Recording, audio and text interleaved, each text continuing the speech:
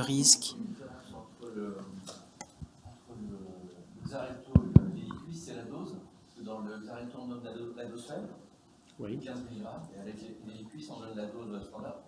Alors ça, c'est un des éléments qui a été mentionné par Nicolas et qui fera peut-être un commentaire à faire là-dessus, et Camille, c'est que oui, ce qui a été questionné, c'est que la dose qui était la dose de 15 n'était pas la dose recommandée pour l'AVC. Donc là, pour l'instant, on n'a pas encore tout à fait la réponse, mais dans les guidelines, c'est la dose qui a été retenue, c'est effectivement 15, y compris donc, chez des patients en FA. C'est un petit point d'interrogation.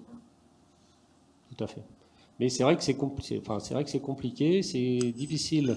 Donc nous, c'est un sujet, je pense, pour tous les cardiologues, notamment interventionnels, d'appel régulier pour savoir qu'est-ce que je fais avec l'aspirine, qu'est-ce que je fais avec le clopidogrel, qu'est-ce que je fais avec l'anticoagulant et quel est l'anticoagulant que je vais choisir. Et je comprends que ça soit compliqué parce qu'il y a beaucoup de choix maintenant, il y a beaucoup d'options possibles, à la fois dans l'association des médicaments, dans la durée des traitements. Ça commence quand même doucement, on voit, à avoir des schémas un peu plus simples à tenir. Hein. Vous voyez que, moi, il me semble que ça s'éclaircit doucement quand même. Et donc maintenant, on a des visions beaucoup plus claires et on est beaucoup plus à l'aise pour arrêter les antiagrégants précocement chez ces patients. Est-ce qu'il y a d'autres questions ? Une question pour Camille. Tu nous as parlé des valves mécaniques. Qu'en est-il des valves biologiques en cas de fibrillation atriale et chez les porteurs de valves biologiques? Alors, les porteurs de valves biologiques, c'est toujours dépendant. La question, on pourrait la poser aux chirurgiens, parce que c'est toujours dépendant des chirurgiens. Il y a des chirurgiens qui recommandent sur les valves biologiques des prescriptions d'AVK, il y en a qui ne le font pas du tout.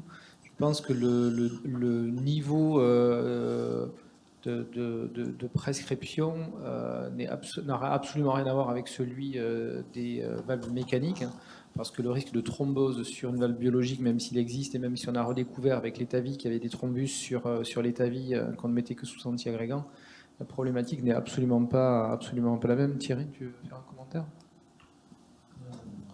Sur le traitement anticoagulant des bioprothèses. Oui. C'est vrai qu'on a beaucoup changé, parce qu'avant on mettait des 3 mois d'AVK, maintenant on met de l'aspirine, en rythme sinusal, attention, bien sûr. Et donc on allège ça.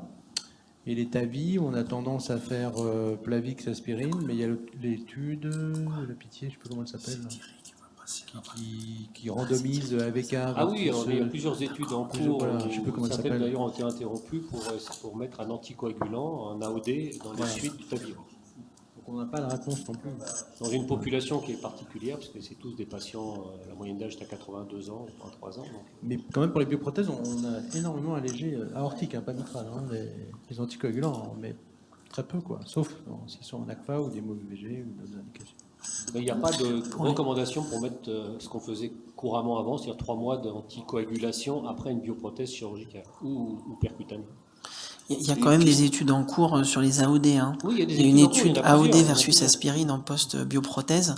Et aussi la notion importante, c'est qu'une bioprothèse, c'est plus une FA valvulaire. C'est-à-dire que si quelqu'un fait de la FA avec une bioprothèse, on peut quand même lui mettre des AOD. Parce qu'il y a une époque, il y avait un problème sur la définition de la FA valvulaire. Et maintenant, la définition de la FA valvulaire, c'est juste les prothèses mécaniques ou la sténose mitrale. Ça a été bien montré dans les... La valve aortique, bioprothèse aortique, transforme pas la FA en FA valvulaire. Voilà.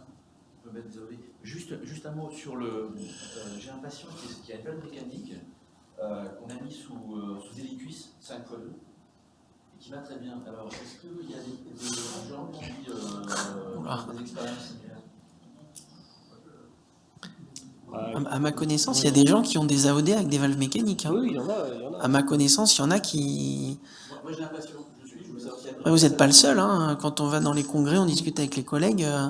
Il y a des gens qui disent que ça se passe très bien. Alors bon, surtout avec les anti-10A versus les anti-2A. Mais voilà, c'est pas... Oui, dans les recos, c'est contre-indiqué. Hein. Aujourd'hui, c'est formellement contre-indiqué.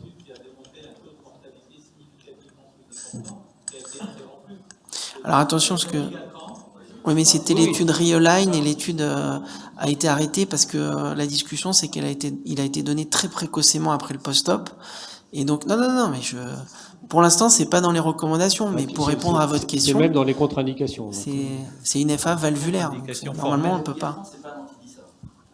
Non, je vous dis, les discussions, c'est Aujourd'hui, on ne peut anti-2A, pas non, recommander ça, mais un anti-DISA, patient qui va bien, on a toujours du mal à lui. Parce que ça se trouve, si tu le switch aux AVK, il va. Question pour Nicolas. Nicolas, concernant les antidotes et le risque hémorragique, c'est chez les gens qui font l'hémorragie grave, est-ce que vous concertez avec les neurologues, parce que quand ils font leur hémorragie cérébrale, ils sont spécialisés en neurologie, est-ce qu'il y a une concertation entre vous et le neurologue concernant l'antidote et quelle est l'efficacité de l'antidote dans ce cas? Bah, l'antidote, c'est essentiellement le dabigatran, hein, le Praxbind pour le dabigatran. Donc, bien sûr, le Praxbind est disponible à Mondor et dans des cas de réversion absolue, c'est-à-dire des hémorragies cataclysmiques ou une chirurgie en urgence sous Pradaxa, on peut l'utiliser. L'andexanate pour les antidisa n'est pas encore disponible. Donc, pour l'instant, il n'y a que le Praxbind. Et malgré tout, c'est des traitements qui sont très peu utilisés. Il faut quand même voir que avant la sortie des antidotes, il y avait beaucoup de discussions en disant on va pas mettre les AOD parce qu'il n'y a pas d'antidote. Et sur le Praxbind, quand on discute avec les gens, c'est utilisé, mais bon, c'est à peu près 200 cas en France. Est-ce que Donc, c'est très mieux avec peu, l'antidote en cas d'hémorragie cérébrale ou c'est toujours pareil? Comment ça évolue? Ah non, s'il y a une hémorragie cérébrale cataclysmique, il faut antagoniser. Si ces patients sont sous traitement. Est-ce que l'antidote a apporté quelque chose ou pas du tout? Alors moi j'avais discuté de cette question-là à l'époque où le dabigatran et son antidote est sorti avec les neurologues de chez moi, donc de Reims.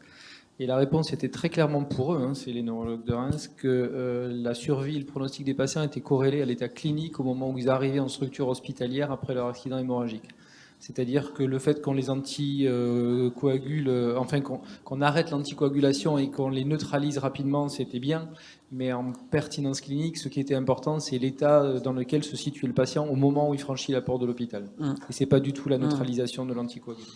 Ça confirme les données sur la vitamine K dans les AVC hémorragiques. C'est vrai que la vitamine K, ça n'avait pas un énorme impact sur le plan clinique. Maintenant, c'est vrai que ça rassurait de se dire, bon, il y a un antidote, voilà, et c'est utilisé, mais encore une fois, moi, la notion que j'ai, c'est que c'est peu utilisé, quoi. C'est vraiment des cas extrêmement précis. Et... Ça rassure le Vous voulez dire prescripteur. que c'est trop tard, quoi? Comment? Vous voulez dire que c'est trop tard en cas d'hémorragie cérébrale il faut le faire, dire que mais... si tu as une hémorragie cérébrale cataclysmique avec un état clinique catastrophique au début de la prise en charge, que tu le neutralises ou pas, ça ne va pas changer la face du monde. C'est exactement ce qu'on a pressenti dès le départ, quand les autres qui n'ont pas d'antidote n'étaient pas pressés de fabriquer leur antidote.